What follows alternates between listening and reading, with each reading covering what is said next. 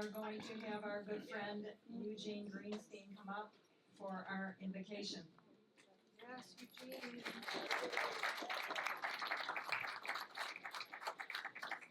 Thank you, Marion. Today's a historic day. 20 living Israeli hostages were returned, and we give thanks for that. And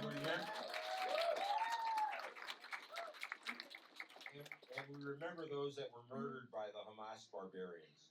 Most importantly, we need to give thanks for the many miracles that occurred over the past few years as we bow our head as we remember President Trump turning his head by a millimeter as the bullet flew by. Remember the miracle of President Trump overcoming the lawfare designed to make sure he didn't run. We remember the miracle of his stunning election victory. Remember his unflinching support for Israel, such that Israel could defeat both their and our enemies. After all, we are the great Satan.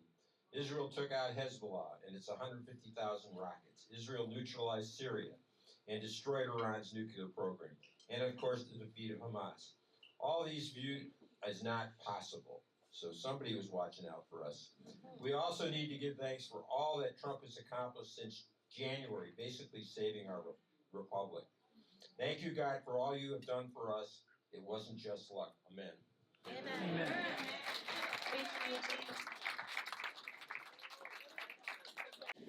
So thank you all for joining us tonight. It's a historic night and day, as Eugene mentioned.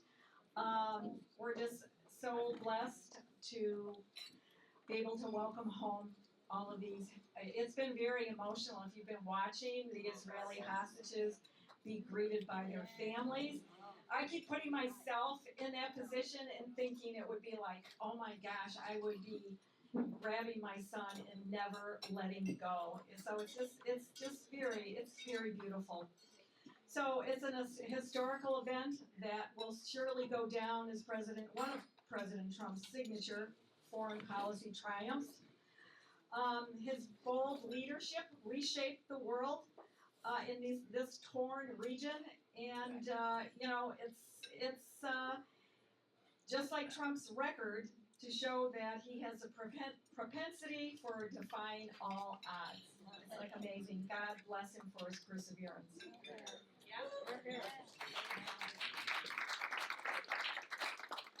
So before we begin, I'd like to, of course, recognize my team back there, my team, that is so awesome. And I don't know if you came in, if you had a chance to buy a raffle ticket for that fabulous, Linda, you just never cease to amaze me. I give her a t-shirt with Gretchen Whitmer's face on it, and she turns it into this pillow and puts a witch's hat on it. It's just, so if there's anybody here that would like to get a raffle ticket and you haven't gotten one yet, I think there are 5 each, 6 for $20, such a deal. If you would raise your hand, they will come around and happily give you a ticket for that amount of money. So, I have a list of what's in this basket. The Wicked Witch of the Midwest handcrafted Halloween pillow and witch's hat. I Put a Spell on You decorative pillow. Kavanaugh pumpkin spice Irish cream. Wooden trick-or-treat sign. Fall pottery vase. Halloween striped cat socks. Halloween Oreos. Halloween moonlit cottage cookie kit, okay. Ghost pumpkin chocolate candies and pumpkin spice mini pretzels and lots of other Halloween treats. So make sure you get your ticket. So happy Columbus Day, by the way, or rather the new name that was signed in by President Otto Penn in 2021. It's the Indigenous Peoples Day. So it reminds me a little bit of a story I heard earlier today. Zoran Mandami was invited to address the 2025 gathering in New York of the Iroquois Chiefs Council in New York for the Indigenous Peoples Day. He spoke for almost an hour about his plans for increasing the standard of living for citizens in New York by giving government grants for free college educations, free Medicare for all, and of course providing stores with free groceries. He mentions how he's always supported these issues when they came forward to him when he was serving in Congress. Zoran was kind of vague, of course, about the details, about how this was going to all be paid for, but he spoke very eloquently about the details that he alluded, and he talked about his ideas if he wins the race for mayor of New York. At the conclusion of the speech, the chiefs presented him with a beautiful plaque inscribed with his new Indian name, Walking Eagle. Mandami proudly accepted the plaque and then returned to his campaigning. A news reporter came up to the Times and asked the chiefs how they came upon selecting this new name for Zoran. And they explained that Walking Eagle is a name given to a bird so full of shit he can no longer fly.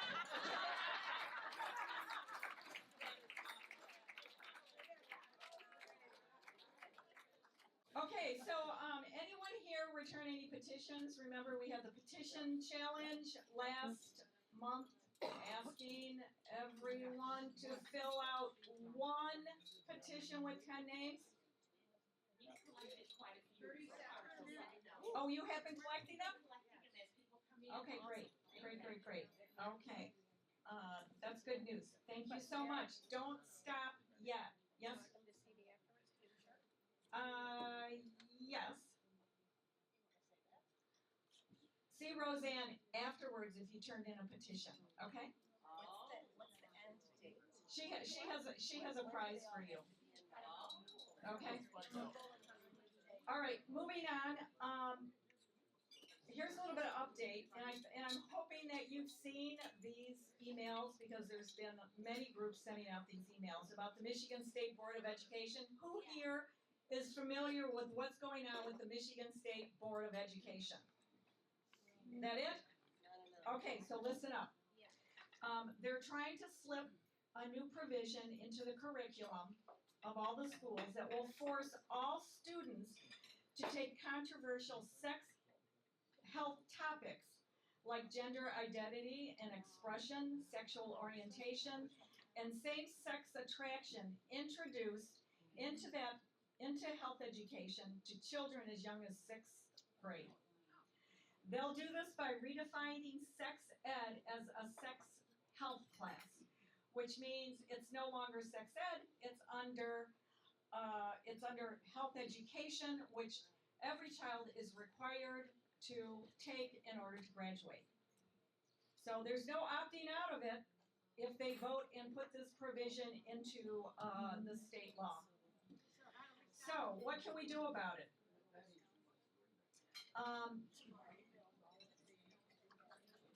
We're past the deadline where you can make comments. However, tomorrow there is a State Board of Education meeting at 9:30 in the morning in Lansing. I know it's a big ask. I know it's hard to do, but these are our kids. These are our grandkids, and they're going to be stuck in these classes. I was talking to my granddaughter just yesterday, and it's like she's a 5th grader, and I'm like, "What book are you reading?" And I forget the book, some series, and she happens to tell me that the kids in the book have crushes on each other, and I'm like, uh-oh. What do you mean they have crushes on each other? Well, they like each other. And I'm like, well, what are some of the names of the kids? And, she's naming names, and it's like, okay, it sounds like a guy, a boy, and a girl. So, I'm like, okay, I'm not really crazy about that stuff. But then we get to Andy and Evan, and I'm like, whoa.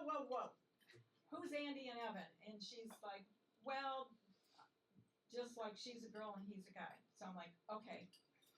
Then she sheepishly says to me, well, there are 2 boys that like each other. And I'm like, so we need to protect these kids And if we get enough people to Lansing, there's been quite an uproar about this. I mean, we need a strong show of force that we will not allow this in our schools. They will keep pushing until we say stop. We won't allow it.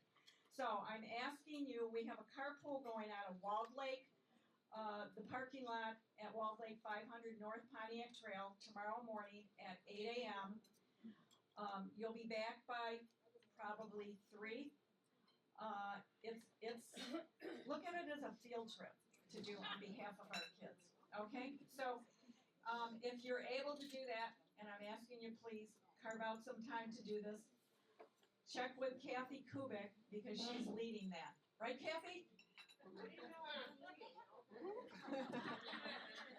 I thought they were talking about lunch. I thought she said something about 9:30. Nikki Schneider said something about 9:30. Then at 1:00 was the meeting. Public comment. That's public comment. And I talked to Nikki and she would like people there for the meeting. Okay? They want that show of force. Okay. So moving on. It's been a month since the tragic assassination of Charlie Kirk. And in his short, impactful life, Charlie has opened the eyes and ears of thousands of young Americans through his tireless campaign tours and unapologetic message. In his death, he's become a catalyst for a new wave of young, outspoken conservatives. Individuals who are now stepping forward with boldness and clarity, inspired by the mission of Charlie that he so passionately led.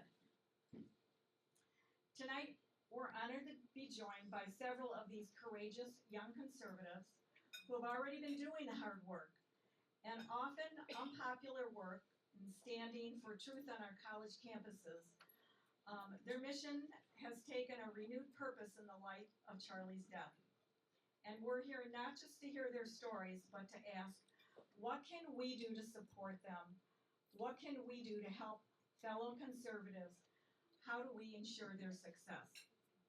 Now, before we call up our panel of young college leaders, I'd like to welcome to the stage a very special young man, a high school student who has already picked up Charlie's lantern and is determined to carry that light forward in his own school community.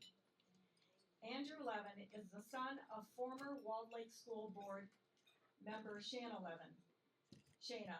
He's a straight-A student, a proud member of Northern's high school tennis team, and he has a deep passion for meteorology, loves everything weather-related. He's also the founder and the president of the newly established Club America, a chapter of Turning Point at Walled Lake Northern High School. So please join me in giving Andrew a warm welcome. Hi everyone, my name is Andrew Levin. I'm 15 years old and a sophomore at Walled Lake Northern High School. I'm also the president and founder of the new Club America chapter at Walled Lake Northern High School, which is the high school division of Turning Point USA. I want to thank you all for having me here tonight. I'm really excited to be here because this is one of the first chances I've had to talk about what we're trying to build at my school and what it's been like starting something new like this. So a little background first. I've always cared about my country. I grew up learning to love America, its freedoms and opportunities, and the people who make it great, especially after 2020. But when you're in high school, it's not always easy to be open about being conservative. It can feel like everyone around you thinks one way, and if you don't agree, you're automatically wrong. That never sat right with me. So I decided to do something about it. I wanted to give conservative students like me, a place to share their views, to learn real facts, and to have real conversations. A place where we could be proud of our beliefs and not feel like we had to whisper them. That's what Club America is about. Giving students the tools, the confidence, and the knowledge to stand up for what they believe in, like Charlie Kirk did when he started Turning Point. I had motivation to start a chapter at my school last year, but I never followed through with that idea. After Charlie's assassination, September 10th, I knew I couldn't wait any longer to get my voice heard. My mom reached out to our local field representative for Club America, and we put our plan into action. But starting this club hasn't exactly been easy. First, I had to find a teacher willing to be our advisor. That took some time. I had to be careful as if I asked, because I know a lot of teachers are liberals. I got a reference to a teacher named Mrs. Ayers who taught math. I knew who she was, but I wasn't certain she would accept, as she already ran a club, the school's Christian club. I went up to her during passing hours, and she was cautious at first, and then she asked if it was about Charlie Kirk, and I said yes. I knew that was risky because Charlie Kirk could be a deal breaker. And then the best thing happened. She lit up, and she told me she was looking to start one, but she didn't know how. And I was now the perfect solution, and her prayers were answered.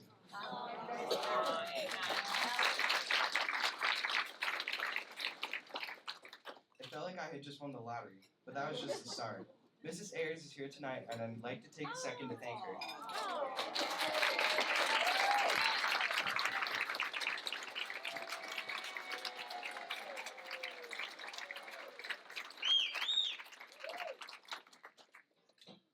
With my sponsor, we could continue with Club America, but I needed interest first. My mom did her thing on social media, and our Google form started filling with responses.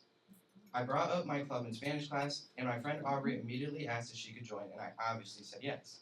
I later asked if she would be the vice president, and she has since helped the club a lot. I then submitted a club creation form to my school, and they accepted the club with no issues. Then, just when I thought things were finally moving forward, the administration started having second thoughts when they found out it was through Turning Point. They were panicking because they had accepted the idea of the club I had proposed on the form, not the fact that it was the chapter of an organization. Suddenly, they were questioning every little detail about the club and asking me to clarify what the club is actually about. And I clarified that what the club is has not changed just because of chapter affiliation. Thankfully, I received good news today, and our club has the green light to have its first meeting tomorrow. I'm very excited.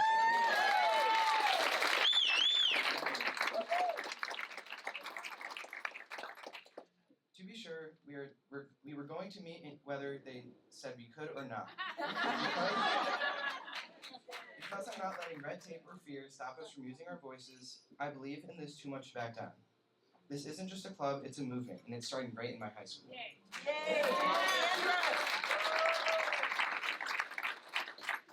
Now, I'm not saying this to complain, I'm saying this because it shows how important this is.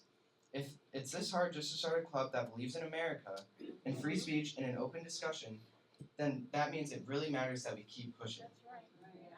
My goals for Club America are pretty simple. To give conservative students a voice, one that's confident, respectful, and fact-based. To teach students about the Constitution, freedom, and capitalism in a way that connects to our generation. To create a community of students who care, not just about politics, but about truth, hard work, and responsibility. And we want to make it fun too. I don't want this just to feel like another class or lecture. I want to have debates, games, guest speakers, maybe even a Constitution Day event. Something that makes people proud to be part of it. Now, here's how you all can help. First, just knowing that you support us means a lot. Sometimes it can feel like we're just standing alone in a pretty loud crowd. So encouragement, advice, and prayers really do make a difference. Second, if anyone here wants to help with monetary donations, that would be amazing. High school kids are always hungry, and having snacks and food at our meetings will help get kids there. And if we start to incur costs, knowing we have some funds saved would be great. Everything will go through my mom, so if you know her, she can help collect any funds. And finally, just keep believing in young conservatives. We're out there. We just need to be shown that our voices matter too. I really believe this generation can make a difference, but we have to be brave enough to speak up. And that's what I plan to do, no matter how many obstacles pop up along the way. Thank you all so much for letting me share this. I'm proud of what we're starting, and I can't wait to see where Club America goes from here. My name is Jaden Bennett. I'm the Turning Point USA Club America High School Field Representative for Eastern Michigan, so Lansing over. And I just want to say, Andrew, he's amazing. He was one of the first students that really reached out to me ever since Charlie's passing, and he's just been so excited and passionate, and he's just been so amazing, reaching out to me with all the questions, and there's no such thing as too many questions, and I love it. And Miss Shayna, she's been amazing too, reaching out. Parent involvement is super important. And Miss Aubrey back there, you've also been amazing. And Miss Ayers, thank you so much for believing in our youth. It's great. Ultimately, the reason why we did a full rebrand in our high school department is because Turning Point USA, as great as the organization is, got a lot of pushback from high schools, especially high schools. And so we thought rebranding to Club America would be less controversial because ultimately Turning Point USA when you see the videos, that's all taking place on college campuses, right? What we do on the high school level is completely different. We're not having these crazy debates with 5,000 students. We're doing more community service events and smaller events with students in the school. They're not open to the public. And so that's why we wanted to rebrand to Club America. And even with that rebrand, crazy teachers and administrators and school boards are still denying clubs on campus because they're just so anti-America. But that's why we did a rebrand. From there, we have a series of questions, discussion questions that I'm going to pose to them, and they're just going to take whatever they want to reply to. And so I'd like to welcome you up to the stage. Go through the questions after you give your introduction. I'll just sit there and you may need to repeat my question because I won't have the microphone. Okay? Okay.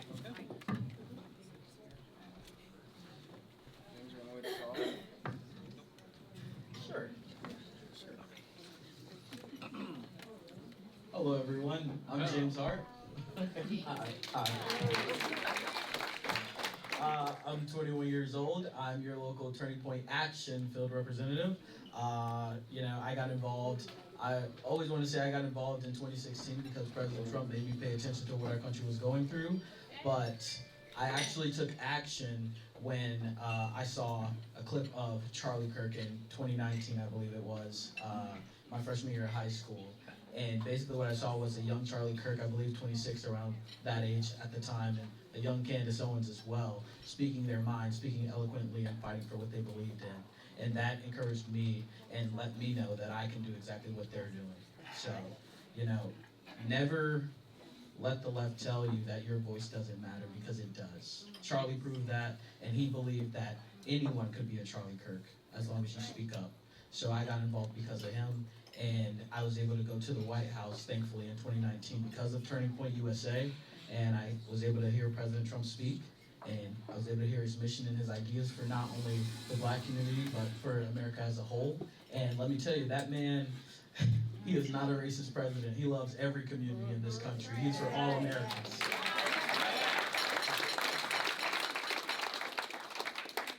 So, Charlie Kirk, Candace Owens, and President Donald J. Trump. That's why I'm involved.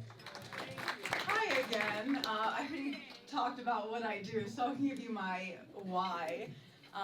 Kind of like James in 2016, I was actually in 6th grade, so I'm 20 years old, so I was a baby. I just remember Fox News always being on, and my dad said, "Jaden, you don't get it yet, but one day you will. We need Trump to win." So, and then I remember Hillary just barking and just being crazy. So, and then fast forward to 2020 was the pandemic, and school got shut down as a freshman, and we were told to wear masks and get vaccines, and I don't like needles, so I was like, well, I'm not doing that. I didn't like wearing a face diaper either, because I was like, well, I'm gonna itch my face. And then I was like, okay, wait, but why are they telling us to do this? Oh, they want to control us. They want to control us. I was 15, so I still wasn't really getting it, but I was getting a little bit closer. And then we went back to school, and I didn't wear a mask. Everyone else did. And so I lost all of my friends. My teachers hated me because I wasn't wearing a mask, and I was told to sit in the corner, and I was like, okay, well, I'm still back at school. Everyone else is virtual, and you're still telling me to sit in the corner. So that I was still, it was just absurd. And then that fall, so fall of 2021, when we went back, there was a random girl in my English class who saw me wearing a MAGA hat every day, and she was like, oh, you're one of us. And she invited me to America Fest, and I had never heard of Turning Point before. Maybe on Instagram I saw a few videos, but I wasn't really involved. And she was like, okay, you're coming with me to America Fest. And I was like, yeah, let me just go to Arizona with girls I don't know, but okay, cool. And it was the best event of my life, completely life-changing. I got so inspired, and I found the fire in my soul that I needed to persevere and push through all the indoctrination I was facing in my crazy high school. And then I came back from Arizona, and my friends and I started the chapter at my high school. And at first, the administration was like, Turning Point, no, why? I was like, well, you have a gay club and you call it Spectrum. like Spectrum, yeah. And so I was like, okay, you're not gonna say no to my Turning Point chapter. And so we ended up meeting every week for 2 years, and then I graduated Somehow got through the craziness and everyone hating me because I was MAGA. It was high school. And then I said, I'm done with this, so I went to Liberty University. The best university, the best college. It's the only college that you should go to. Christian, conservative, America first, and Jesus first. What more could you want? And then, so I was involved with the Turning Point chapter there as the president. And then I graduated 2 years early because I realized college is a scam no matter how conservative the school is. And then I started working for Turning Point, and I decided to take a role in the high school department because I wanted to be a high school government teacher, but unfortunately I'm too conservative to be neutral. I would have gotten fired. So I still work with high school kids like Aubrey and Andrew, and I love seeing myself in them. Passionate fighters, and they have the spirit that Charlie had at such a young age. 15 years old, that's when I got involved. And so the students are my why, because we are the future. We are the future. We're going to be getting married soon, and we're going to be having kids soon. So we're the next group of voters. Hello, everybody. My name is Ben Hansel. I am a senior at Wayne State. I'm 24 years old. If you're doing the math, I'm a little washed up. I'm a law major, dual majoring in law and political science. I do have to shout out to my Uncle Mike, if you're watching, fellow member of the Tea Party. When I was young and in elementary school, my most vivid memory of the man was him telling my father, "Do not let that boy become a lawyer." So Uncle Mike, we agree on policy, just not the path. My why, I am the current vice chair for the state level college Republicans for Michigan, headed up with Tyler. I'm also the president of Turning Point USA at Wayne State.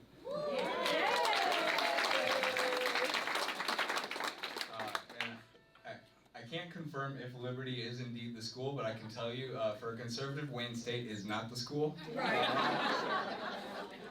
And that easily bridges me into my why. My why is, I share that with Jaden, in that it is the students. We are the future. We always have been, always will be. It's those that are educated and have dreams and aspirations that will be the ones to get things done. And for them to have a conservative influence or a conservative home on campus, we deserve a safe space too. Yeah. It's true. Yeah. And that's really all I have to say about that. Hello everyone, I'm Tyler Campbell. I'm the chairman of the Michigan College Republicans. That's a state level. I started up the Wayne State College Republicans about a year ago, and then I'm a vice president of training for College Republicans of America, which is our national element. I got involved with the Republican Party and the conservative movement through College Republicans. So it was around I was just a regular member the year prior to that, before I started up the chapter, and the previous state chairman of the College Republican, Zach Friedman, he called me. He said, "Hey, you should start up a chapter. Trump wants to come to Wayne State. If you don't do it, no one's going to do it." I was like, "Okay, sure. That sounds fun. I'll start it up." Trump never ended up coming to Wayne State, but I still got involved with the party, and I'm still in it today. So how I became conservative, well, I come from a homeschooling background, and while I was homeschooled, I had a lot of time to study the things that I enjoyed. So I studied philosophy, I studied history, and through these studies, reading John Locke, Alexis de Tocqueville, Alexander Hamilton, learning about Abraham Lincoln, these kind of strong figures from the past, it really crafted my philosophy and outlook. And I was like, well, conservatism makes the most sense. And how do I be a conservative? How do I make my conservatism apply in reality? Well, I have to get involved with the party, or else it's not going to go anywhere. So that's all I got to say about that.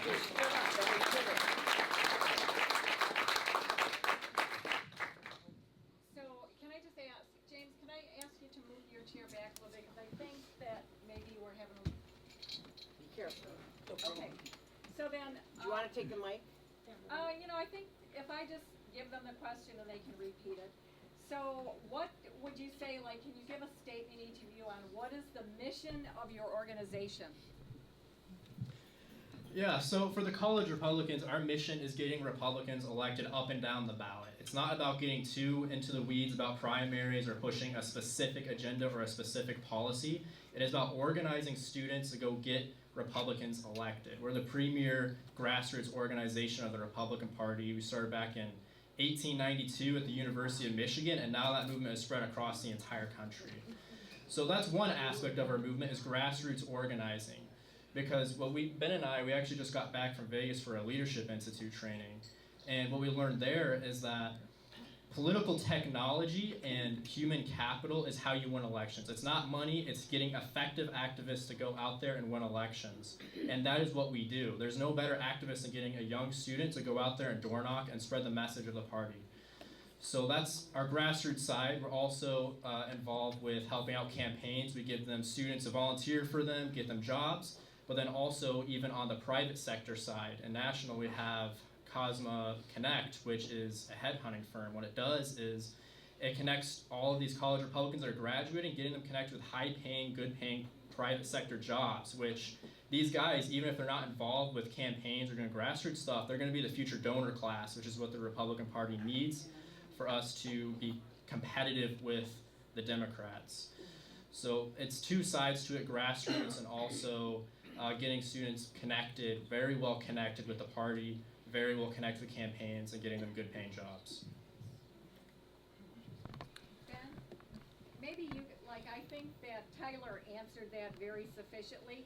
Could you address, how do you market your organization? How do we market? So basically what we have been doing is social media, exhausting all of our social media outlets, whether it be Facebook from the members ourselves, our Instagram, Twitter, getting very active there. And we have quite a bit of students that are actively working on campaigns that we have a understanding to where it's mutual support, regardless of which candidate you're affiliated with. If you're a Republican and we helped place you there, that candidate will then use their resources to better our movement here. Hosting a lot of fundraisers, so you're all invited to the Metro Detroit College Republicans Christmas Gala. Off the top, can't tell you the date. We'll get that from there. But that will be early December at the McGregor Conference Center at Wayne State. Please come eat our food, spread our message.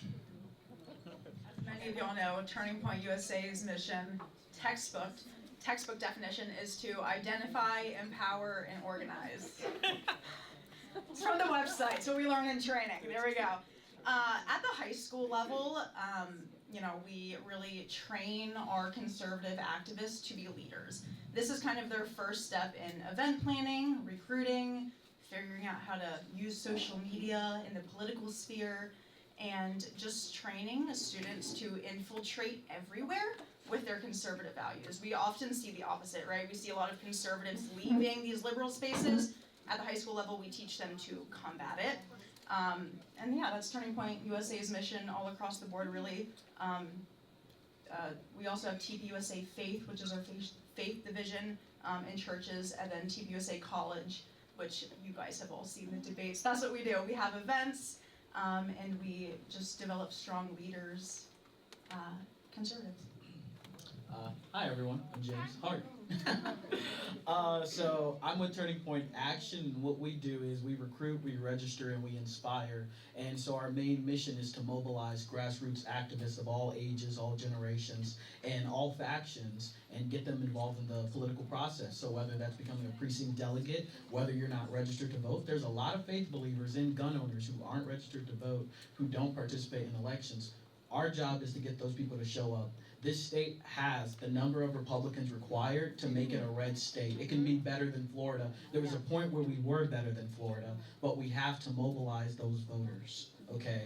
We have to get them to show up when President Trump, okay, there's a fire right. We have to get them to show up when President Trump isn't on the ballot, because his agenda is every election matters. And we used to show up and we used to do that, but now we don't. And so our job at Turning Point Action is to get those people to show up, show out, and participate. And we work with GOP organizations, Tea parties like this one, and we work with college Republicans. Every group you can think of, we are there to assist because we believe every grassroots activist matters. So that's our mission at Turning Point Action. Okay, so another question I'd like to pose is, how has the assassination of Charlie Kirk affected your mission?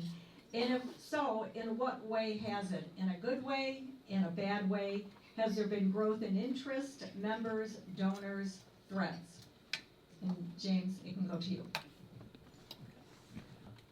As heartbreaking as it was, and as terrible as this is, sometimes it takes a tragedy to get people to move. And we've seen at Turning Point Action, and I believe at USA, a lot of people moving. We had, I don't remember the current numbers, but right after Charlie passed, we had over 200,000 new donors to Turning Point. And we had over 60, I believe it was 60,000 about chapters, applications to get started in high school and colleges. We're seeing big numbers for Charlie's memorial. Hundreds of thousands of individuals showed up, waited outside, and some people couldn't even get in, but they still waited outside to listen to what Erica Kirk, our new CEO, what she had to say and what everyone else had to say, proclaiming the name of Jesus Christ. And so our mission has not changed, it's only grown. And I think the individual that took his life didn't expect that to happen. So thank you for your support. Thank you for showing up, whether that's, showing up to our events or donating to our chapters or helping our high schoolers. It matters. You matter, and you're the reason we're more powerful and louder than ever. Charlie's vision lives through you. So thank you. Yeah, so on the high school side, Charlie's death was tragic. And the whole world was affected, right? But ultimately, his vision and his legacy is stronger than ever, and this is precisely Charlie's vision, right? The exact numbers, like you said, they're skyrocketing every single day. In the high school department, we are so close to 3,000 high school chapters. No, across the country, yeah. No, I wish in Michigan. I don't even think we have 3,000 in high schools in Michigan. There's no way. Sign-ups, hundreds of thousands of sign-ups. New chapter requests from high school students, hundreds and thousands. And a lot of these students who are signing up, they go to the same school, they just didn't know each other. So many new friendships are blossoming too, which is super cool. That's how I met my best friends. So yeah, it's impacted the high schools in an insane way. But also, school administration, school boards, they feel threatened now.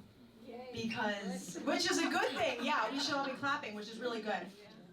But a lot of these students in the high schools, they didn't know we were conservative. They were just very quiet because they were scared to speak up, right? Now they're not. Now they're not.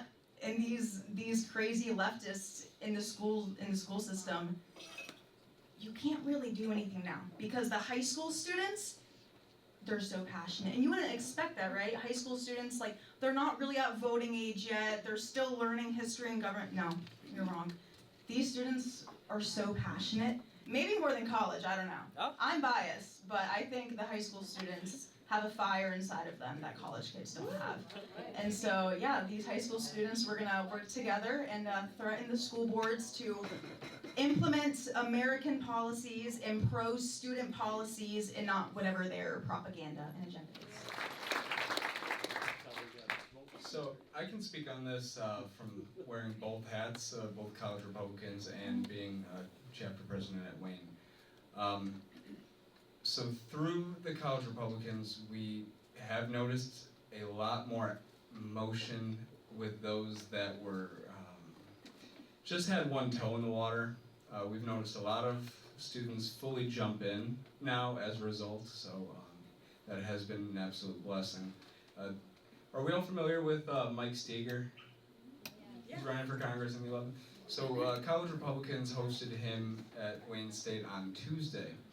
And of course, we didn't planned, but it was October 7th on Tuesday, and the Students for Palestine, they all had their scarves on. They were marching around campus, making a ruckus, doing what they do, and we got absolutely swarmed by them. We were at the wrong place at the wrong time. Thank God that nothing happened. He was with us, watching out, protecting us. But as this was happening, I was filming and I noticed there was two girls walking by, and one of them tried saying under her breath, not successfully. She goes, "That's what Charlie Kirk was doing," and she was absolutely right. And I can tell that if we have an encounter with her again, that's going to be a conversation. So from the CR aspect, we have been noticing positive motion. On September 11th, the day after the assassination, I was reached out to by Wayne State's largest fraternity, by their social chair, and he created a group chat with himself and 15 other brothers that were looking to get involved with Turning Point. Yeah, I mean, as Ben was saying, a lot of the lukewarm people that only had one toe in the water are now a lot more willing to get significantly more involved. I know at the start of the semester, before the tragedy happened, some of our chapters looking around 8 or so members going.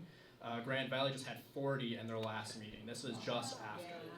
We got a lot of more students significantly more involved. There has been a lot of negative backlash, though, from the left. While we were tabling for Steger another time, there are drive-bys, people from Detroit going by, they're saying, "Oh, you're next," doing like the kind of pointy gun thing at us. They're not actually going to do anything. They're not brave enough to do that. But there are a lot of people on the left that are reacting in a very terrorist kind of way. So we are experiencing that. One of my chapter presidents was like, people doing drive-bys, calling him a Nazi, yelling at him, which never happened before this. We never had any cases of that. Regardless, though, I mean, we're still going to keep working and keep moving because they're cowards. They're not actually going to do anything about it. And I think that there is a lot of work to be done to get the people that are coming over. I see this, I don't want to be a Debbie Downer, but I think realistically, a lot of people are getting involved temporarily, but keeping them long-term, they're going to go away. And so what we're working on the college Republican side is giving people some avenue to get some activism in now to show them, hey, this is how you get stuff done. Because long term, like instances like this awaken people it sobers them to the realities of the world. But then they're going to go back, they're going to take all of the opiums in their lives, it's going to suppress it again.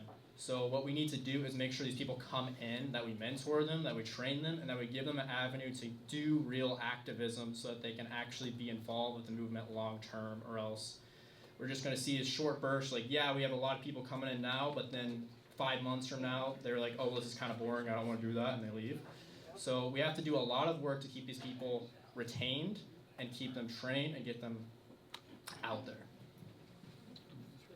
Tyler, will you hold on to that microphone for a minute? And this might be a best question answered by you, but since Charlie's assassination, have the campuses, do they seem like they're more open now to the college Republicans and to Turning Point, or are they doubling down and pushing back? So for Wayne State, at least, they doubled down and pushed back. When we did our vigil, this is the day after the event, they were hitting us with, oh, you have to apply to use this space 5 days in advance. And, we called up Sonny Reddy, we called up Dr. Basuito. They said, no, this is ridiculous. This is a grief counseling. You don't wait 5 days after to do a grief counseling. They didn't budge, we just did it anyways. Good. But overall, I think a lot of the schools are a little worried. They don't want to see conservative success or take advantage of the momentum that we're seeing. And so a lot of schools are having this issue of, well, they're not going to let you guys organize for this vigil or a grief counseling or anything. So I think it's about the same, maybe a little bit more pushback because they don't want to see us succeed. That's true. Did anybody else have a comment about that? So even before Charlie's passing, this has been this semester, this school year, I've noticed this trend. I have a private Catholic school, a group of students, they wanted to start a chapter there. And their principal said that Turning Point was a terrorist organization. This is a Catholic school. And he wrote a spreadsheet with all of our values and how they don't align with the Catholic Church and how they're too controversial.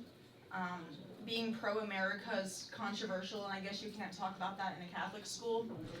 I have another Christian school, and they aren't allowed to have like Turning Point materials on their campus because Turning Point is too controversial.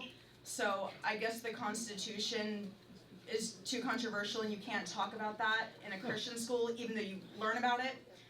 I have another Catholic school where for their homecoming week, one of their spirit days was USA, which is everyone's favorite, of course. And some of my Turning Point students brought flags to school, and those were taken away. American flag? Yeah. They brought American flags and they were taken away by administrators. I have another student who's been fighting for registered student organization status on her high school for 3 years now. And we assumed with the rebrand to Club America, the administration would be more accepting.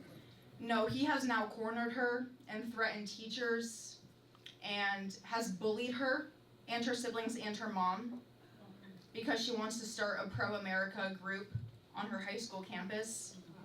He even said they're not allowed to meet after school at a library if their high school name is attached.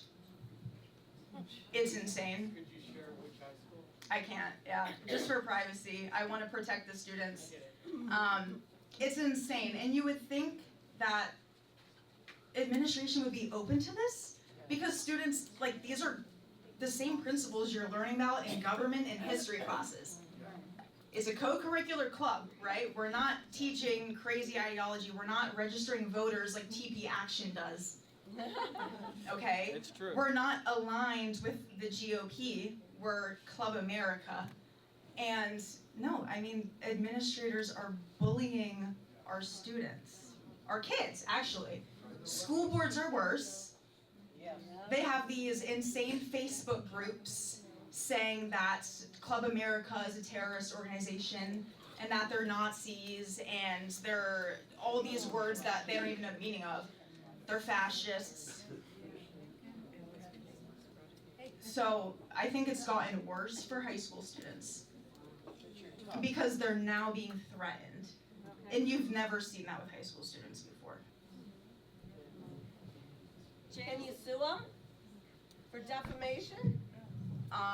I haven't crossed that path yet. I hope I don't have to. Hopefully we don't have to get legal involved. Schools that are denying Club America on campuses, they're actually breaking the law. The Equal Access Act, you have to allow Turning Point on high school campuses, especially if you have like the diversity club, the gay club, like even Bible study groups, like that all falls under the Equal Access Act. So yes, they're breaking the law in that capacity, but as far as bullying students, that's a process and we'll cross that path when we get there. Hopefully we don't have to involve legal because our students are stronger than these ridiculous administrators. And our students are really strong and they're gonna get their way. They are not going to be beat down by these principals. So James? I wonder if you can answer. So then, are conservative voices, whether they're students or other speakers, welcome on the campuses? And are they given proper accommodations if another speaker, maybe a Turning Point speaker, or even candidates want to come in and speak on the campuses? Are they allowed to do that? Are they accommodated now, or are they getting more pushback? From what I've seen so far, and specifically here in Oakland, I don't know if you all have heard about the Oakland University situation where candidate Stigger, is it? Yep. He was there and there was a student who posted on their social media that him and one of his staff members needed to be executed. And he was simply just talking to voters. I mean, you're in college, you're 18 plus, you can vote. And so he's just campaigning. He's on a public university campus.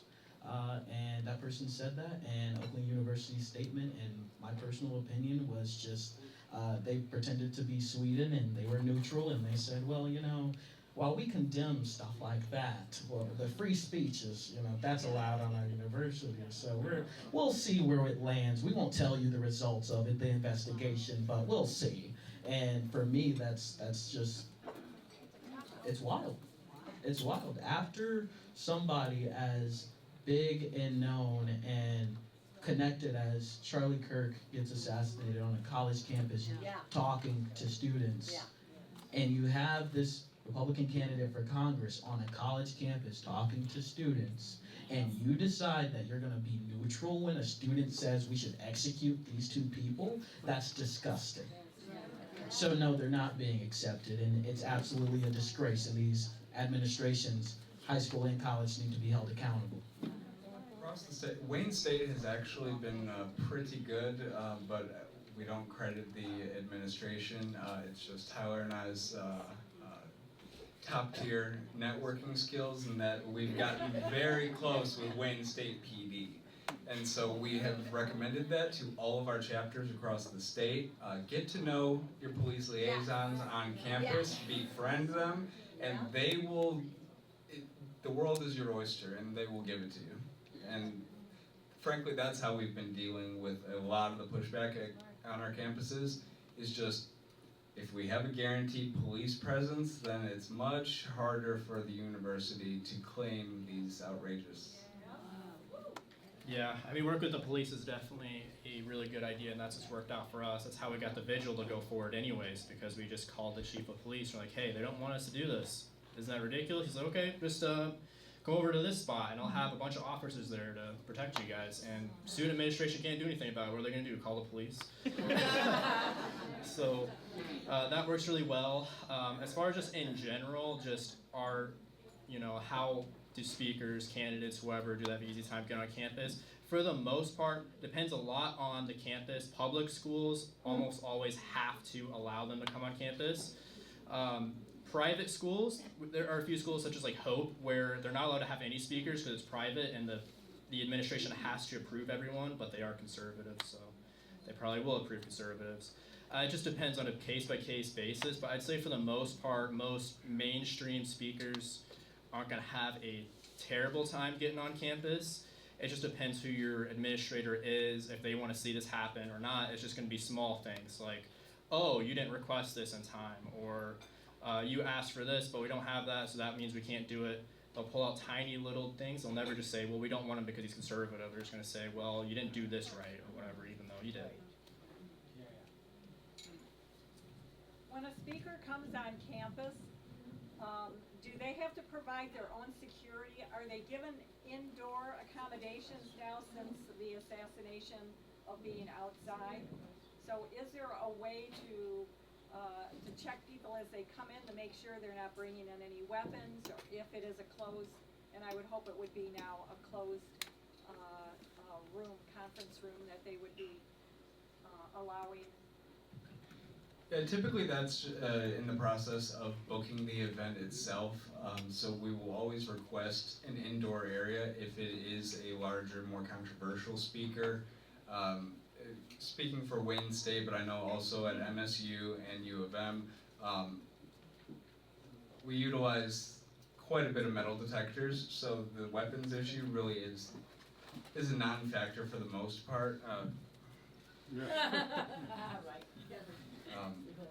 But as far as, it's all about securing and planning out a proper event. So if we don't think that it's that controversial of a speaker or that it can be held outside and held peacefully, we cross our T's, dot our I's, and make that happen.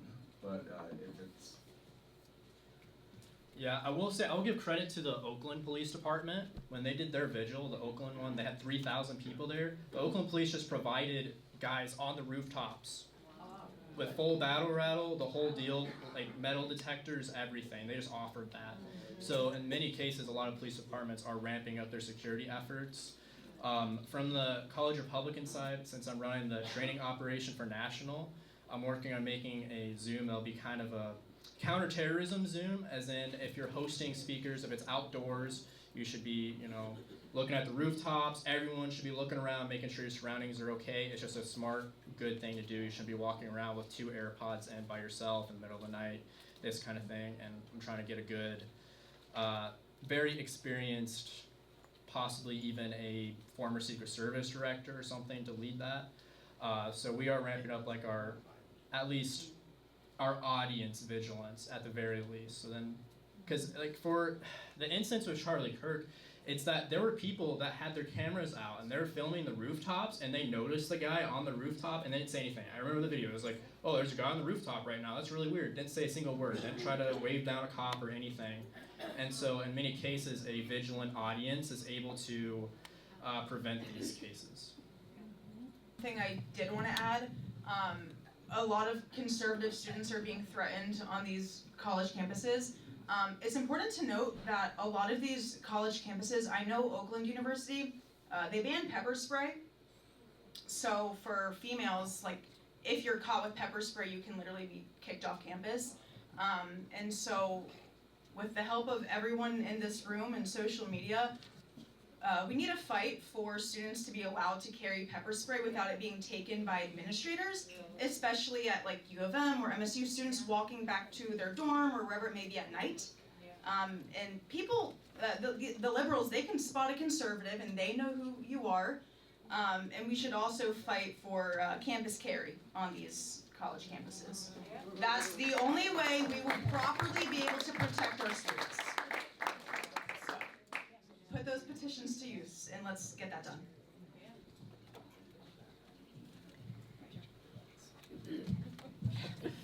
So, to what level are the conservative students able to like express themselves in the classroom? Do you feel like they're punished? Do you think their grades are they punished in the grading? Now, my son went to U of M, and I remember him complaining to me about topics he had to write on, and it was like, you know what? You just got to write the way you want to write, and leave it there and see, what comes of it. But they are penalized. So, do you have an opinion on that, or? Yeah, well, I'll speak from personal experience. I have some college credits, but I dropped out of college. I said it was a waste of my time. So, But while I was in college, and even back in high school, when I went to high school at Fitzgerald in 9 Mile and Ryan Road, I wrote about Columbus, and I said, though some things that happened and transpired with the Native Americans might have been bad, I said at the end of the day, he discovered what we now love. He is an important figure in our history, and I don't think he's an evil person, and we don't judge. I told the teacher, and I wrote the essay, I said, we don't judge several other figures in our history the way we judge him. Why is it Christopher Columbus that we're focusing on, that he's so evil, that everything he did was so wrong? And I said, you pick and choose. And so I wrote that, knowing that I'd probably get backlash for it, and I got a D on that. I never got a D in that class. And so I asked her, I said, what happened? What did I do? And she said, well, you just explain this a little better. And I was like, okay, I'll go into more detail. And I start citing things about, he actually didn't bring over disease, it was this, and actually this. And I turned it in again, and I got a C, and I was like, why? This is my only paper where I've said in this class, U.S. history, I said, this is the only paper that you've given me something that's below a B. Why is that? And she said, I just want you to realize what you're writing on that paper. I was a student, a child, and you're trying to make an example out of me. That's what a lot of people face in college, high school, in middle school. I faced backlash then. In Warren, once again, bluest part of Macomb County, I faced, significant backlash from the teachers because they, in this state, in Michigan, they are emboldened to act however they want through the teachers' unions, and they don't face any repercussions. So as far as college, I don't know. I was blessed. I went to Liberty. Go to Liberty if you don't want to be persecuted for your beliefs. My high school students, do you guys feel like you are treated poorly or you're graded unfairly by your teachers? Yes, no? Not yet. I'm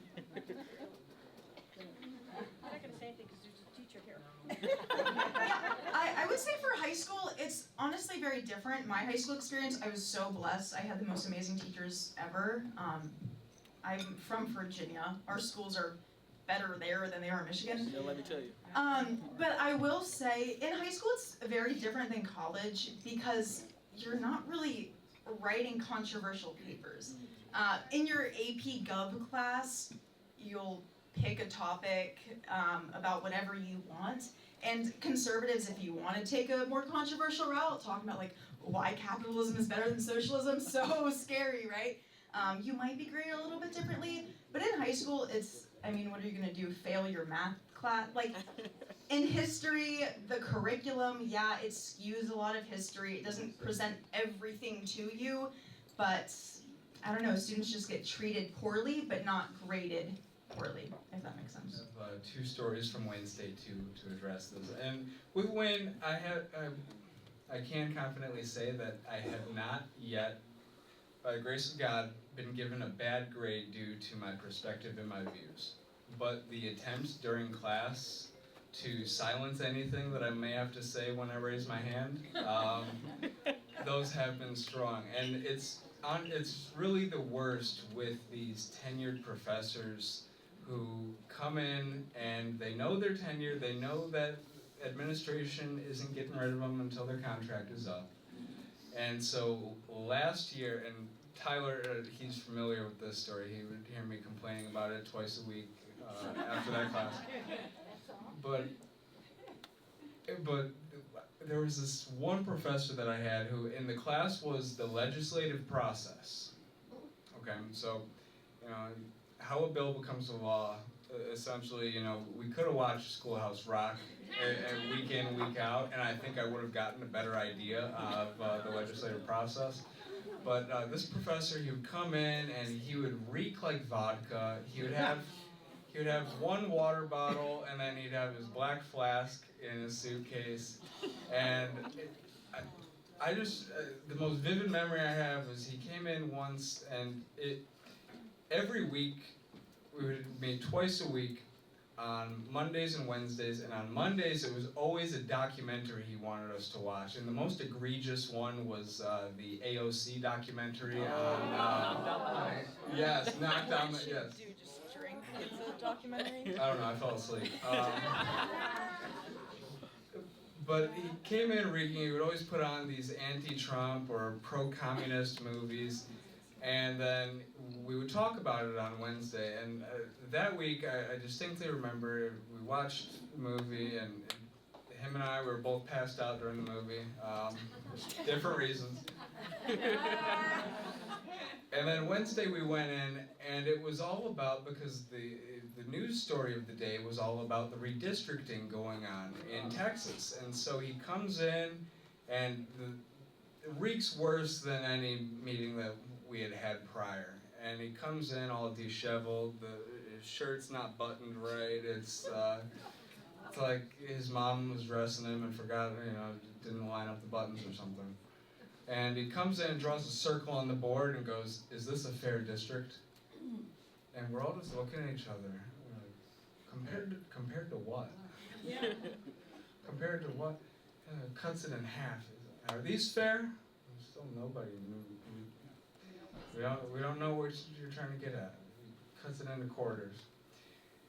And then he shades it in due to the prevailing religion of most college campuses. He shades in one and goes, "Okay, now are these fair if this one, the constituency is black?"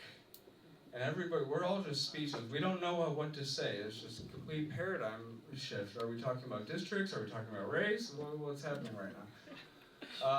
Then he numbers 1 through 8 on the board and says, "Okay, I need to go for a walk in the hallway really quickly.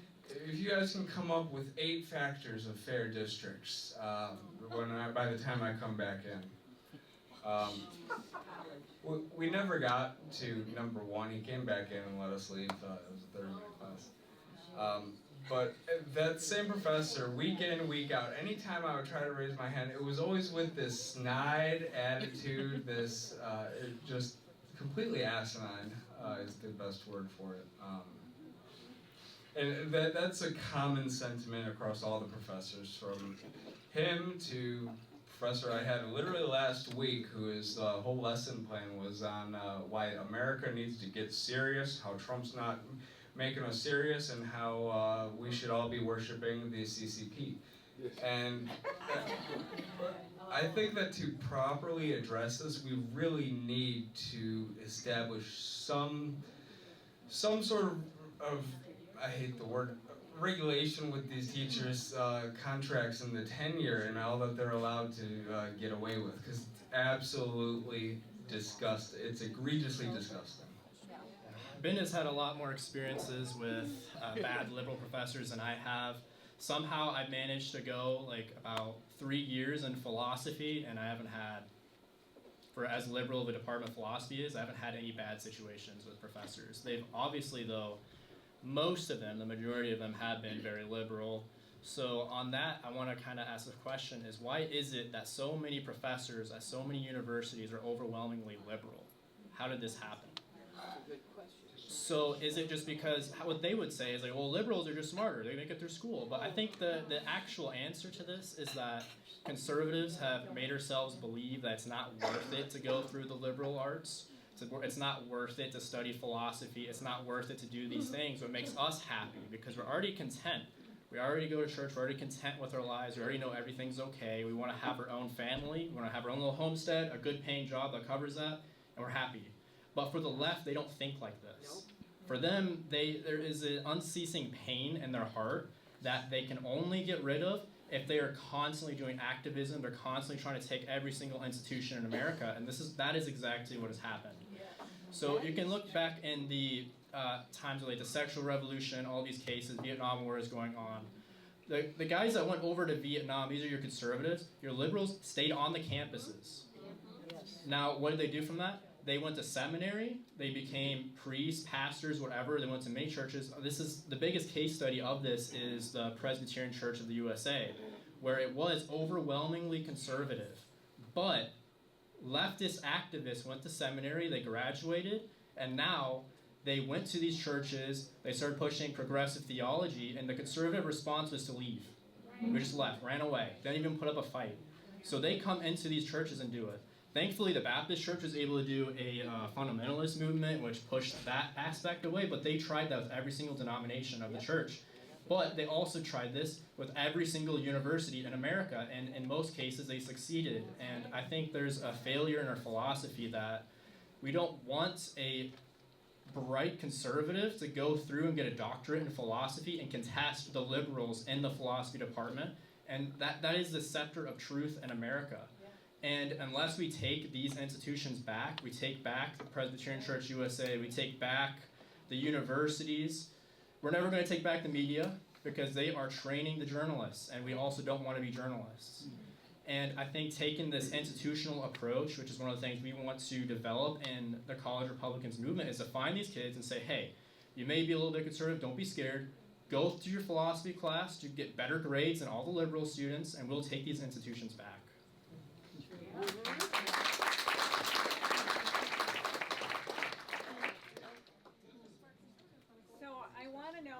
All of your groups need money. So how do you raise money? Where does your money come to help you put on the events or, spread your message to other students on campus? Yeah, so on that one, we have started a new initiative. We call it the $1 a Month Club for the College Republicans. Because one of the things we notice is that there's so many conservative nonprofits, so many campaigns that are always asking someone, hey, send us a large donation, send us this or that, and now all these groups are fighting over the same donors. For us, there are many people that are already in the party, delegates, normal Republicans that want to see us succeed, want to help us out, and if everyone chips in $1 a month, then we will be self-sufficient and ready to keep going, give all the schools the assets they need.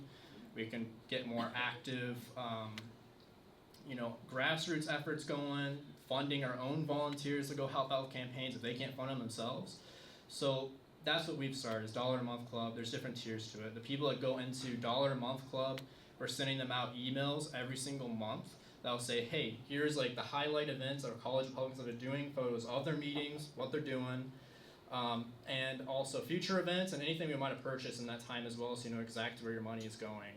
For people that want to help with $5 a month, we're sending out a challenge coin every year with like a pen, and they still get the email. $10 a month, we're going to send out a calendar that'll show like our sponsors. It'll show a lot of photos of like some of the best events we've been pulling off, so that the Republicans that want to help us have an easy way to do it without breaking the bank. It's like basically buying us a box of ramen every year. But if everyone chips in a little bit, then it helps us become self-sufficient and running well. We don't have to ask people to break the bank. We don't have to ask districts, counties, or even just regular Republicans like over $100 or something, which is what most groups do. But if we can just have everyone chip in $1 a month, then we are self-sufficient, because that adds up a lot over time. And then it also helps the party to understand and see exactly who are the college Republicans and what are they doing, because you get this email every single month that'll be laying out all of this. So then it helps us get better connected, so then the party sees what we're doing, and then we'll be self-sufficient and be able to plan for more action in the future. I think Jaden said it best earlier. High school students, they're hungry. That doesn't stop at high school. College kids, I can assure you, are even hungrier. So although we may call it the $1 a month club, don't feel limited. We have the different tiers for a reason. So I would strongly urge you to support us through that. We have a WinRed link. Talk to Tyler and I after. James and I, we have a similar donation process, but it's very different. Turning Point 5013C, nonprofit organization. It's true.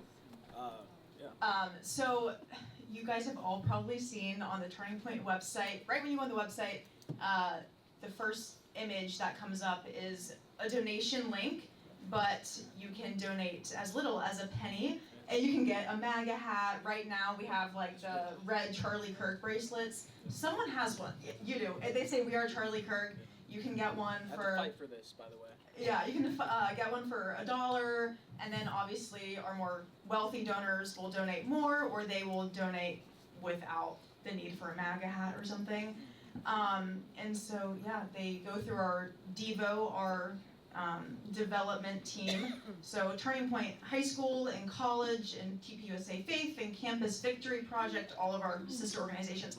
We don't directly fundraise, so you will never see me knocking doors or going to high schools and like, give me your money. No, that all goes through our development team, but it's very easy to donate. You can mail a check, you can call, or you can just go on the website, or you can get a Charlie Kirk hat and donate that way. A lot of community members will ask me, well, I live near this high school, how do I donate to them? You can absolutely do that. A lot of chapters set up a bank account, or they'll get a club card through their school. I know some schools, typically private schools, will do this. They can set up like a Turning Point bank account that way, or Cash App, Venmo, and they'll go to the bank and get a Club America card.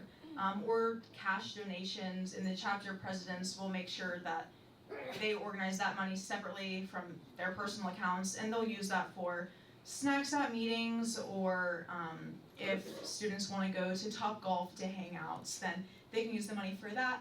Although Turning Point's donors are so generous, I mean, most of our students, everything that they need is covered. And Turning Point is very transparent with where we put our money. That back table, all of our activism materials, every single high school student has those. We're out right now because high school students are so cool and everyone wants to start a chapter, so we're out. But once we get more high school students, they have activism materials, stickers, pins. We also give activism grants, so if a club wants to go to a gun range, then Turning Point will fully provide that. So Andrew, let's take your chapter to a gun range. Let's do it, it'll be great.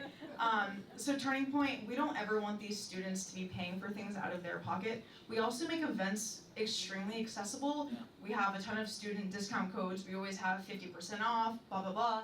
And what's really cool for students, so high school and college, is they can apply for a travel stipend, which Turning Point, because of our amazing generous donors, which we love dearly, they like, that money, we will use some of it to give back to students so that they're not spending $700 on a flight to go to America Fest or YWLS or CLS, because we want our students to be so involved, we will make sure that students have exactly what they need to be involved. So, yeah. 1,000% true, and thank you to your organization, because in the spring semester, Turning Point paid for Wayne State's Turning Point, and they bought us $500 worth of 9 mil. So we went to the gun range, and everybody had a ball of time. And so, Yeah. Are very generous, and every single dollar we use for the students. So if you're ever wondering, like, well, where does my donation go? It goes directly to the students. You can see on our TPUSA email list or any of our Instagram pages, everything that the students are doing. If they're eating pizza at a meeting, that is from donor funds, and it all goes to great use. That's totally true. Not this hat that I have on now, but I have a 47 hat that it's the famous hat that Charlie used to throw out. And on Instagram, it said, donate whatever amount and you get a free hat or whatever. And so, before I worked for the company, I said, I wonder if this is true. I'm going to donate as little as possible. And so I did that, and then behold, I got a free hat. So it is a real thing. It's not a scam. College maybe, but Turning Point is not. But on the Turning Point action side of things, we're very similar. We rely heavy on our donors, our individual donors, and they're very generous people. They're great people like you. And all that money, it gets reinvested into, for Turning Point Action at least, it gets reinvested into the actual grassroots movement. So we're able to help local GOPs, different congressional districts, candidates, depending on, when Charlie would endorse someone. We're able to help a lot of people, a lot of communities, a lot of groups. And you would think that an organization like ours, we are, they would have us asking for money, but we're not. We give away a lot. All the materials back there, free. They get thousands of students at our biggest event, America Fest, which is in Phoenix, Arizona, where President Trump has spoken before. Sometimes they would fly students out for free. There were students at Charlie's memorial there for free who were really affected by his passing and his assassination. And one of my friends, college Republican, he got called by our Turning Point team, and they said on the USA side, and they said, hey, we've seen you've been having a very tough time. There's a donor who would like to bring a group of young individuals out to Charlie's memorial. Would you want to be a part of that? Because we've seen you put in the work. And so he was able to make it there, and I was able to, kind of cry alongside my friend and see him and see that we're not alone in this movement. And that's because of your generous support, whether it's financially or just showing up to events. You matter. And just to piggyback off of that, Turning Point, we don't like our students touching their wallets. We really don't. We will do everything in our power to make sure students have what they need on campus, to make sure they have all the materials they need. And as far as events, we are so generous to our students. At every single event we have, our students can get a hotel room for the whole weekend for $50. Okay, we will rent out a whole hotel for our students. We will, so that they can stay at our event for a very cheap rate. At the event, once you're there, you're not paying for anything else. The whole sponsorship hall, it's free. You can walk in media row, free. You can actually go inside the general session where the speakers are for free. So you're paying a fee for your ticket, but that covers the whole entire weekend. We're not going to say, oh, well, you have to pay $5 to do this, $10 to do that. You pay one fee and it covers everything. And the most special memory I have as a Turning Point student back in the day, before I got really, really old, over the summer, Turning Point does an event called Chapter Leadership Summit, which is exclusive to chapter leaders at the high school and college level. I'm talking president, vice president, and maybe a secretary. It's very exclusive. You have to fill out an application to be invited. But that whole weekend, it's 3 days, Turning Point will pay for students' flights, hotel, event, and meals. You have a one-on-one opportunity. In the past, I got to speak with Vivek Ramaswamy and Brett Cooper, Charlie Kirk, Benny Johnson, Tucker Carlson. Like, you have the opportunity to actually meet the people who are running the movement. And so, again, our donors are very generous and want our students to be equipped for the indoctrination out there. I'm so sorry, but I gotta speak about this. Back in 2019, you know, I stayed in Warren. It was my freshman year of high school, very dark blue area. And I asked Turning Point, I said, I just saw this clip of Charlie and Candace. How can I get involved? What can I do? And they're like, start a chapter. And in my area, I said, hey, Turning Point, I'm in Warren. There's no chapter getting started here. Let me tell you that. And they understood. And they said, well, we're having this event, and it was called the Black Leadership Summit. And it was in 2019 at the height where President Trump was being called one of the most racist presidents in American history. And they said, we're doing this event, and we want to bring individuals from all over the country, from all different backgrounds to the White House and listen to President Trump speak. And I said to them, well, my family's not Republican. I don't have any money. Did I tell you I'm in Warren? Like, there's not much I can do for you. Like, we're having an issue here. There's not much I can do. And they said, we know. They said, we exist to amplify your voice. And we want you to have an opportunity to see what it's like on the other side. And so, you know, contacted my parents, and they said, hey, you know, we're going to cover his flight, we're going to cover his lodging, we're going to cover his meal plan. And funny story, I got to the Reagan airport, and I had $200 in my pocket, and instead of taking an Uber or Lyft, I took a taxi cab. Bad mistake. And so I had $200, I ended up ending with $100 after that taxi ride. It was like 10 minutes from the airport. But, you know, that didn't really matter as much as I thought. You hear about people and organizations doing things for free, and you get suspicious. But I told Turning Point, I said, hey, we don't really have money for food now, like for real, like this is an issue. And they said, we told you that we would have your back, and we stand beside that. And so they kept me fed, and they made sure that I had a place to sleep.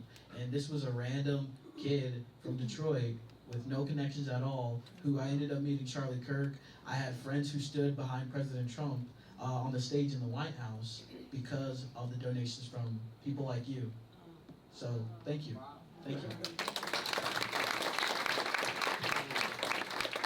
Well, that was awesome. I think that you're all so well-spoken, and it's no wonder your organizations are so successful, and you're just doing such an awesome job. We just thank you so much for coming and spending some time with us tonight. We look forward to hearing. Please keep in touch with us and let us know what we can do to help you. We do have, you know, like some resources that we would like to help and share with you and help you in your mission. So thank you so much. Thank you. On October 22nd, OCRP is having a breakfast featuring two important groups. One important subject is on human trafficking. This is the world's largest criminal enterprise with 28 million people being trafficked annually. Speakers will be from both the Michigan Anti-Trafficking Project and Hope Against Trafficking will present that morning. This is a 500 club breakfast. If anybody isn't a member, you can just come as a guest. So please just contact OCRP for more information on that event.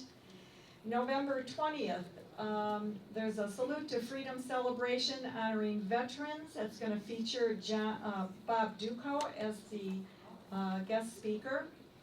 That is put on by the Wayne County Republican Committee. So if you would like, who is here with us? Okay, so if you would like any information, I think you put folders, flyers on the table, so there's a flyer on every table, and they can come see you if they have any other questions. The purpose of the committee, well, half money was going to go to raising money for candidates for the next year's election. Now, the previous election in '24, our committee gave out almost $15,000 of state rep races. We won 3 of them. And we flipped 1 seat to help win Michigan House. Great. So it's important what we do. It's not Okay. Okay, great. Thank you so much.